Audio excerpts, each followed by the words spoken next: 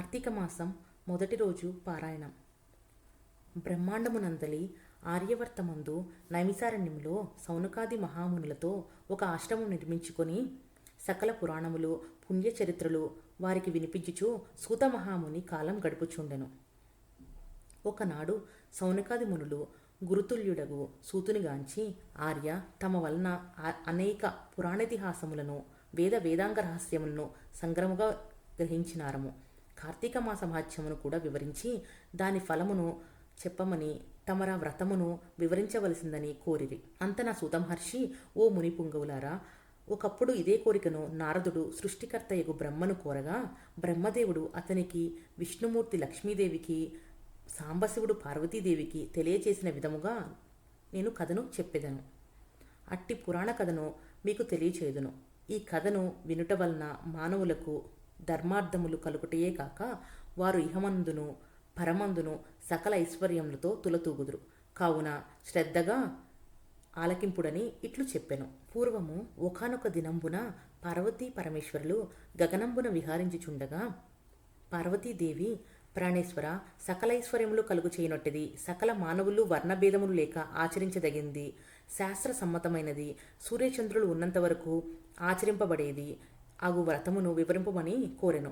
అంతటా మహేశ్వరుడు మందహాసమునరించి, దేవి, నీవు అడుగుచున్న వ్రతము స్కాంద పురాణమున చెప్పబడినది. దాన్నిప్పుడు వశిష్ఠ మహాముని మిథిలాధీసుడగు జనక మహారాజునకు వివరించబోచున్నాడు. చూడుమా, మిథిలానగరం వైపు అని మిథిలానగరపు దిశగా చూపించెను.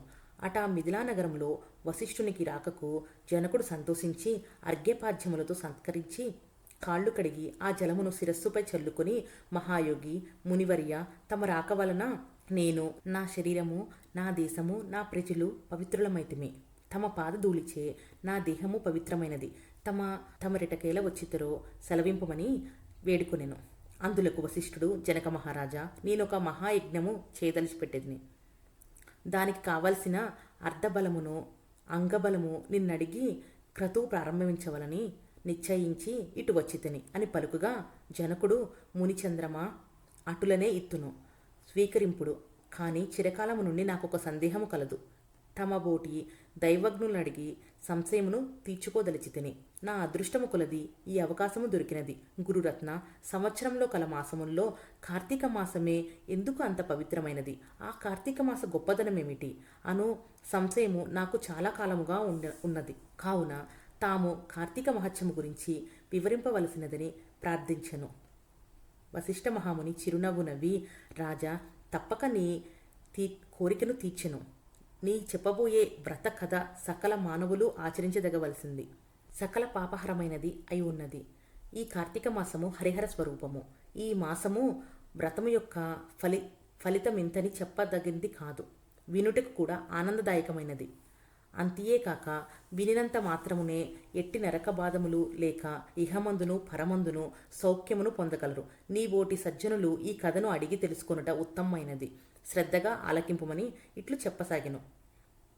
వశిష్ఠుడు కార్తీక వ్రత విధానమును తెలుపుట. ఓ మిథిలాధీశ్వర, జనక మహారాజా, ఏ మానవుడైనను ఏ వయసువాడైనను ఉచ్చ నీచ అనే భేదము లేక కార్తీక మాసంలో సూర్యభగవానుడు తులారాశి అందుండగా వేకువజామునే లేచి కాలకృత్యములు తీర్చుకొని స్నానమాచరించి దాన ధర్మములను దేవతా పూజలను చేసినచో దాని వలన అగణిత పుణ్యఫలము లభించును. కార్తీక మాస ప్రారంభము నుండి ఇట్లు చేయుచు శివలింగార్చన, విష్ణు సహస్రనామార్చన ఆచరించవలను. ముందుగా కార్తీక మాసమునకు అధిదేవతయగు దామోదరునికి నమస్కరించి, ఓ దామోదర, నేను చేయు కార్తీక వ్రతమునకు ఎట్టి ఆటంకములు రానియ్యక నన్ను కాపాడుము అని ధ్యానించి వ్రతమును ప్రారంభించవలను. కార్తీక స్నాన విధానము. ఓ రాజా, ఈ వ్రతమాచరించు దినముల్లో సూర్యోదయమునకు పూర్వమే లేచి కాలకృత్యములు తీర్చుకొని నదికి పోయి స్నానమాచరించి గంగకు, శ్రీమన్నారాయణునకు, పరమేశ్వరునకు, భైరవునకు నమస్కరించి సంకల్పము చెప్పుకొని మరలా నీట మునిగి సూర్యభగవానునకు అర్ఘ్య ప్రదానముసంగి పితృదేవతలకు క్రమ ప్రకారముగా తర్పణములంచి గట్టుపై 3 దోషిళ్ల నీళ్లు పోయవలను. ఈ కార్తీక మాసంలో పుణ్యనదులైన గంగా, గోదావరి, కృష్ణ, కావేరి, తుంగభద్ర, యమున మున్నగు నదుల్లో ఏ ఒక్క నదిలోనైనా స్నానమాచరించి గొప్ప ఫలము కలుగును. యమున మున్నగు నదుల్లో ఏ ఒక్క నదిలోనైనను స్నానమాచరించిన ఎడల గొప్ప ఫలము కలుగును. తడిబట్టలు వీడి మడిబట్లు కట్టుకుని శ్రీ మహావిష్ణువుకు ప్రీతికరమైన పుష్పములను తానే కోసుకువచ్చి నిత్య ధూప దీప నైవేద్యములతో భగవంతునికి పూజ చేసి గంధము తీసి భగవంతునికి సమర్పించి తాను బొట్టు పెట్టుకొని పిమ్మట అతిథి అభ్యాగతులను పూజించి వారికి ప్రసాదమిడి తన ఇంటి వద్ద కానీ దేవాలయంలో కానీ లేక రావి చెట్టు మొదట కానీ కూర్చుండి కార్తీక పురాణం చదవవలను.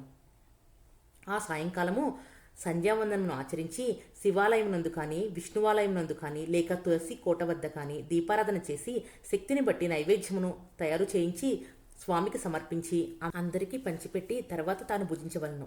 మరునాడు మృష్టాన్నముతో భూత తృప్తి చేయవలను. ఈ విధముగా వ్రతమాచరించిన స్త్రీ పురుషులకు పూర్వమునందున ప్రస్తుత జన్మనందున చేసిన పాపము పోయి మోక్షమునను అర్హులగుదురు. ఈ వ్రతము చేయుటకు అవకాశము లేనివారు వ్రతము చేసిన వారలను చూచి వారికి నమస్కరించినచో వారికి కూడా సమాన ఫలము దక్కును. మొదటి రోజు పారాయణము సమాప్తము. ఓం నమ శివాయ. హర హర మహాదేవ శంభో శంకర.